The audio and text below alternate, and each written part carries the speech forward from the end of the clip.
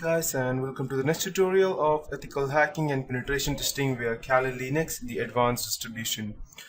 So in this tutorial we will be taking an in-depth look into exploits and payloads. So let's go ahead and fire up our Kali Linux. So I'll just start my VMware. Okay. So all exploits in Metasploit framework will fall into two different categories. One is active and another one is passive. So active exploits will exploit a specific host. It will run until its completion and then it will straight away exit. So today we will be looking on to two in-depth types of things, that would be payloads and exploits. And after that I will be giving you some good database description related to Metasploit. So let's have a look at that.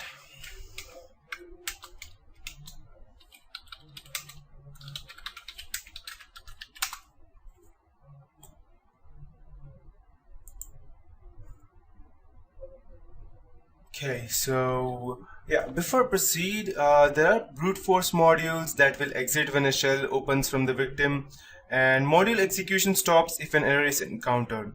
So you can force an active module to the background by passing -j to the exploit command, such as exploit-j. So I'll just go ahead and so you can just go ahead and type exploit-j and you can go ahead and use that exploit. Or if you're in MSF console, let me just go ahead and open the MSF console. I will be using the Windows SMB psexec exploit, and I'll be showing you how exactly these two differ. That's active and passive exploits. By the time it starts, I'll just go ahead and also start another terminal. So now over here I'll be using the SMB psexec exploit. So I'll just go ahead and type use exploit, and I'll go ahead and use it for Windows SMB slash p, let me check, psexec exploit, and I'll hit enter. So it has accepted the psexec. I'll just go ahead and type set our host to my remote computer. That would be 192.168.236.130. This is my own IP address which I have received from over here. So yep, and I'll just go ahead and hit enter. After that I'll just go ahead and type, as you can see we have the R host set up over here. After that I'll go ahead and set the payload option, and I'll go ahead and I'll just go ahead and use the Windows one, Windows/shell/ and I'll use the reverse TCP, and I'll hit enter. So payload is also set up right now. That's the Windows shell reverse TCP. After now I will go ahead and select the local host. So I'll just go ahead and type set lhost, and I'll just go ahead and start up my Windows 7 as well.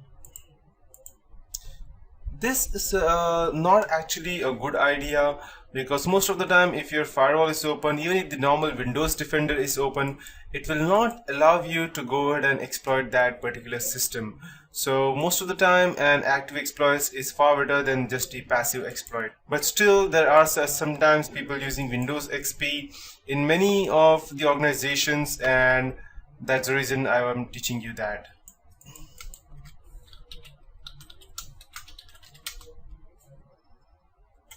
And Windows XP is extremely vulnerable to this specific exploit. So I'll just go ahead and open my command prompt.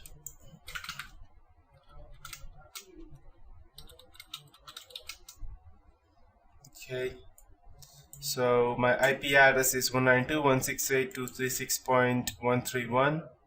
So I'll just type, and I'll just go ahead and set it to 1.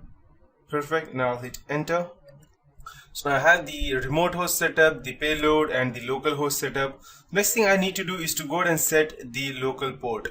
So just type select L port to, let's say, for 4444 for example. You can choose anything, it's not anything like SN specific. And I'll be using the SMB user, so I'll just go ahead and select set SMB. Okay, so we have SMB, so I'll be using select SMB user, and I'll just go ahead and type victim. Okay, perfect.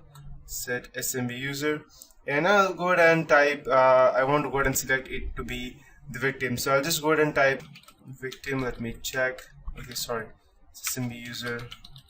Okay, so SMB user is the victim right now. So now I'll go ahead and select the S3CR3T exploit. So I'll just go ahead and select the same thing again, but over here I'll select S3CR3T. So that is secret, so it doesn't matter if I had a different one. So I'll just go ahead and I'll do one thing. I'll just go ahead and use my own one, the one which I'm using right now. It's test user, so I'll just select test user, and I'll go ahead and select the password as SMB pass, and my password is abc@123. And just remember that this password that I have used is extremely insecure. I have just used it for testing purposes. So I have used it. Now I'll just go ahead and type exploit.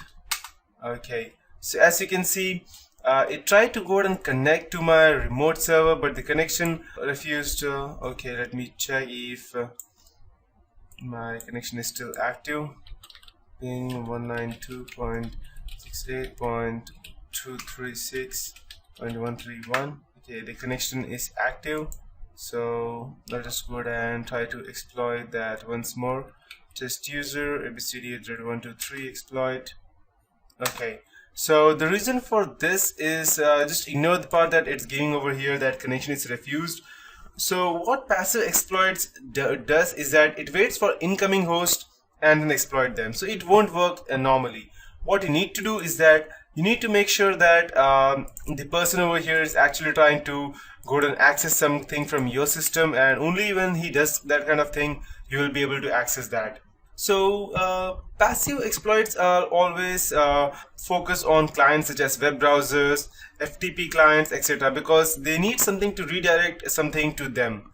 They can also be used in conjunction with email exploits waiting for connections, and passive exploits report shells as they happen as they can be enumerated by passing the -l to the sessions command. Passing -i will interact with the shell. So selecting an exploit in Metasploit adds exploit and check commands to the MSF console. So I'll just go back and I can just type, let's say, use exploit, and I can just type Windows SMB / and I'll just type MS09, and yep, perfect, and I'll hit enter. And inside over here I'll just go ahead and use exploit. Okay, sorry, I'll just go ahead and use the help. So as you can see over here, I'll just okay, and stop. So as you can see it over here, we have the different check option to go ahead and check if the target is vulnerable. So before I go ahead and proceed with that, I need to know whether what I'm doing will work. So after this, I'll just go ahead and type show. Let's see what happens. Okay, I believe the show should be in. Perfect. So this is what it does exactly. It's showing me now what will happen, and okay, perfect. So it's what is exactly is gathering all the information that specific exploit can do, and it's showing me all of these things. So using an exploit also adds more options to the show command. So I can also type, let's say, like MSF exploit show targets, and it will also go ahead and show me targets if there are any. Okay, I believe show targets have. Okay, let me check. Perfect. It should be lowercase l. So this exploit will work towards Windows Vista Service Pack 1, Service Pack 2, and the Server 2008. So now I need to go ahead and check whether there are any payloads related to that. So I can just go ahead and type show payloads and hit enter. And these are the payloads that are available for this kind of exploit. And these are showing exactly which one is encrypted, which one is not, and which one is the best used for our purposes. So after that, now we can go to also use the show advanced commands or show options and show evasion. So I'll just go ahead and type show options, it will show exactly what all I have set. If I have set something to the R port, it will go ahead and select that, else it will go ahead and select the default 445, and the R host would be my remote computer's address. So when I go ahead and set any of these things, it will show me that. So I'll just go ahead and show you that set R host 192. Okay, perfect. So let's see if what I get if I show options. Perfect. So the remote host is set. Now I'll just go ahead and use set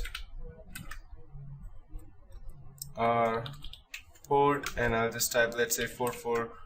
No, I'll just use 44, and I'll go ahead and type show options, and as you can see, the R port has been changed. And there is one more method I can go ahead and type, that's show options, or not show options, it's show advanced, and it will show me that how exactly will it work, what will be the verbose, and how many workspace will this module acquire to go ahead and actually get the required number of port connections. So these are all the types of things that this can be done and this can be worked through. And the last thing would be to go ahead and show evasion. That will show you exactly how what are the ways through which it can go ahead and evade some of the things, so that the person who is actually trying to, or the forensic investigator who is actually trying to gather information, he will not be able to gather any kind of thing.